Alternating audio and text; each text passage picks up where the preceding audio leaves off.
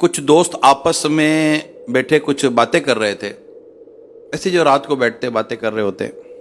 साथ ही एक मस्जिद थी, उस मस्जिद से इमाम साहब का बयान जारी था और आवाज़ उनके कानों में भी आ रही थी। इमाम साहब बयान करते करते कुछ यूँ फरमा रहे थे कि गौसे आज़म रहमतुल्लाह ताला अलैह फरमाते हैं, गौसे आज़म रहमतुल्लाह ताला अलैह फरमाते हैं। तो वो जो दोस्त बैठे हुए थे, एक ने कहा कि तुम सुन रहे हो ये इमाम साहब क्या कह रहे हैं? कहा क्या? ये गौसे आज़म गौसे आज़म गौसे आज़म कह रहे हैं, ये गौसे आज़म कौन है? तो आपस में बातचीत चलती रही। कहा ये चलते हैं ना, इमाम साहब से बात कर लेते हैं, इमाम साहब से पूछ लेते हैं गौसे आज़म कौन है। बयान वगैरह ख़त्म हुआ तो ये दोस्त मिलकर पहुँचे कि चले इमाम साहब से पूछते हैं कि गौसे आज़म कौन है। इमाम साहब से दुआ सलाम वगैरह हुई और उन्होंने कहा कि हम बाहर बैठे हुए थे इमाम साहब, वो आप बयान कर रहे थे और बार बार गौसे आज़म कह रहे थे, आप गौसे आज़म फरमाते हैं, गौसे आज़म फरमाते हैं। तो हम आपस में बात कर रहे थे तो हम कहा चले आपसे पूछ लेते ये गौसे आज़म कौन है? कहा गौसे आज़म ये अल्लाह के वली हैं। नहीं, कहा आप जो कह रहे थे कि वो गौसे आज़म फरमाते हैं क़दबी हाज़िही अला रक़बती कुल्ली वलीयिल्लाह, यानी मेरा ये कदम हर वली की गर्दन पर है। क्या? तो फिर इमाम साहब ने कहा कि बैठो बेटा मैं तुम्हें बताता हूँ।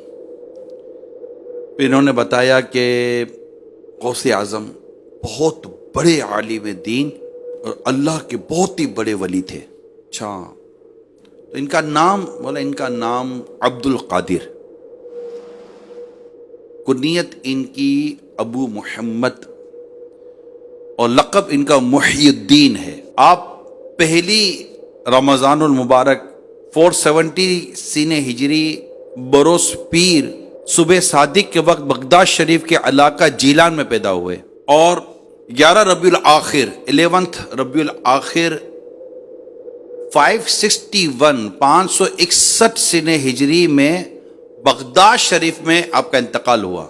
आप हसनी और हुसैनी सैयद हैं। तो चंद दोस्त थे, तो दूसरे दोस्त ने कहा ये इमाम साहब ये हसनी और हुसैनी क्या है? तो इमाम साहब ने जवाब दिया कि हमारे हुजूर गौसे पाक शेख अब्दुल कादिर जीलानी रहमतुल्लाह ताला अलैह का जो सिलसिला नस्ब है, वालिद वालिद वालिद वालिद वालिद के वालिद वालिद के वालिद, माँ की माँ उनकी अम्मी, जो सिलसिला नस्ब होता है, वो सिलसिला नस्ब वालिद की तरफ से हज़रत सैयदना इमाम हसन और वालिदा की तरफ से हज़रत सैयदना इमाम हुसैन तक पहुँचता है।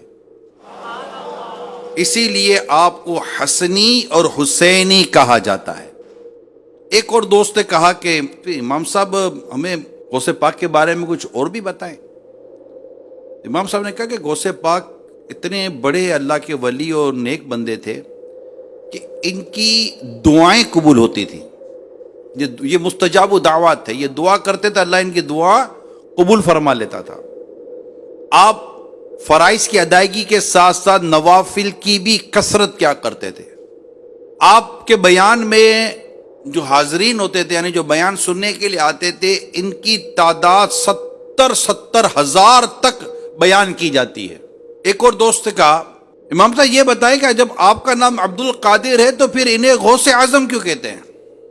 तो इमाम साहब ने जवाब दिया कि बेटा गौस का माना है फरियाद को पहुंचने वाला।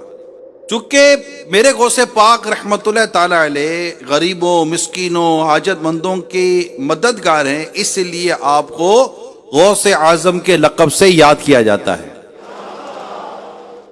और ये आपका मशहूर लक़ब है, दुनिया में आप इस नाम से पहचाने जाते हैं। तो इमाम साहब ने माशाल्लाह इनको बड़े प्यारे प्यारे जवाब दिए और इनकी परेशानी को इमाम साहब ने दूर करने की कोशिश की। इमाम साहब ने फिर इनफरादी कोशिश शुरू कर दी। जब जो बैठे थे ना, जो सवालात करने के लिए आए थे, तो इमाम साहब ने कहा कि गौसे पाक रहमतुल्लाह ताला अलैह बहुत ज़्यादा इबादत और रियाजत और कुरान की तिलावत क्या करते थे। आपने 40 साल तक ईशा के वज़ू से फजर की नमाज अदा फरमाई, 15 साल तक हर रात में एक कुरान पाक ख़त्म किया करते थे। ये गौसे पाक रहमतुल्लाह ताला अलैह की जो इबादत थी उसको बयान किया।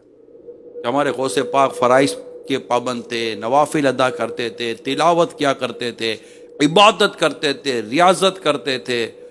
کافی فضائل غوث پاک رحمۃ اللہ تعالیٰ علیہ کے بیان کیے گئے. آپ امام صاحب نے جو آخر میں جو نصیحت کی وہ یہ نصیحت تھی کہ یہ غوث پاک رحمۃ اللہ تعالیٰ علیہ کی عادات تھیں، آپ کے کردار تھا. پیارے بچوں، آپ کو بھی اس پر عمل کرنا چاہیے.